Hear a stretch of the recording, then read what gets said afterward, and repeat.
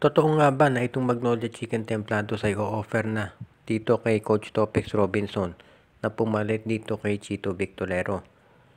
Matagal nang napapabalita at matagal nang gustong sabihin na natin na talaga nire-request ng mga fans ng Magnolia.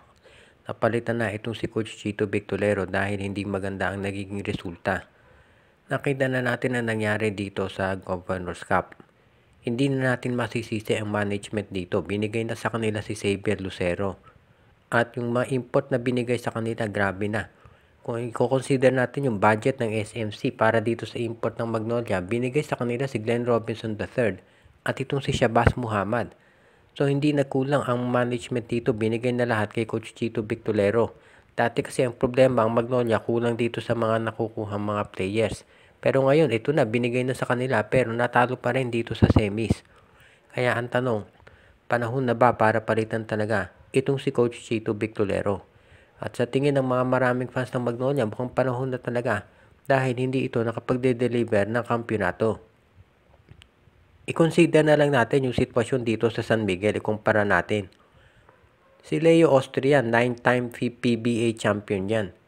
Pero pinalitan nung natalo sa semis sa Bay Area Dragons. At nung natalo sa semis itong San Miguel sa Bay Area Dragons, injured si Junmar Fajardo. Pero dahil doon pinalitan itong si Leo Austria. Samantalang itong Magnolia Chicken Templados, ilang taon nang hindi nagkakampyon. Pero bakit si Chito Victorero ay ayaw nilang palitan? Marami nagsasabi na talagang dapat gawin ng palitan si Victorero dahil hindi naman nag-i-improve itong Magnolia Chicken Templados.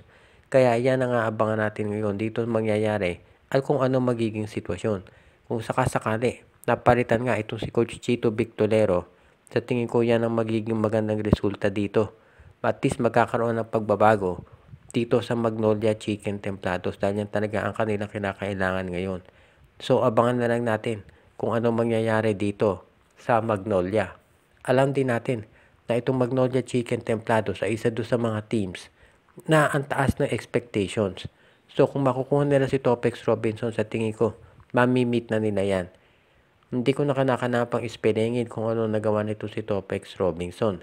Alam natin na coach yan sa PBA at naging respectable naman yung performance niya, considering na hindi naman gano'ng kalakas yung mga teams na na-handle niya. At sa tingin ko, itong si Topex Robinson, kapag nilagay mo yan sa Magnolia, ang laki ng magagawa niya dahil siya ay dating player. So, syempre, alam niya kung ano pinagdadaanan ng mga players at malaki maitulong niya dito. Sa ngayon, pwede rin nating masabi na ang problema na lamang dito sa pagkuha kay Topex Robinson ay meron itong kontrata.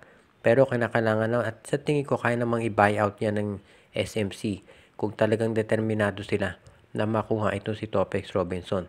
Ngayon, sabihin na natin na depende na lamang yan sa magiging takbo ng negosasyon. Pero sa tingin ko, pwedeng-pwede na itong si Topex Robinson talaga ang maging bagong coach nitong Magnolia Chicken Templados. Hindi naman magkakaroon ng problema sa adjustment. At sa tingin nga ng iba, mukhang panahon na talaga para palitan yung sistema dahil yung ginagamit ni Victorero ay hindi na effective. Ang tanong na lamang ay kung magkakasundo sila dito sa contract at kung papayag itong current team ni Robinson na magkaroon ng buyout. Yan ngayon ang kailangan natin i-consider sa lahat. Dahil siyempre, dito natin masasabi talaga na isa ito dito sa mga options na kailangan pag-aralang mabuti ng Magnolia. Dahil ang laki na ng presyo sa kanila na mag-champion. At yung mga trades mukhang hindi na sapat at kinakailangan na talaga na magpalit ng coach.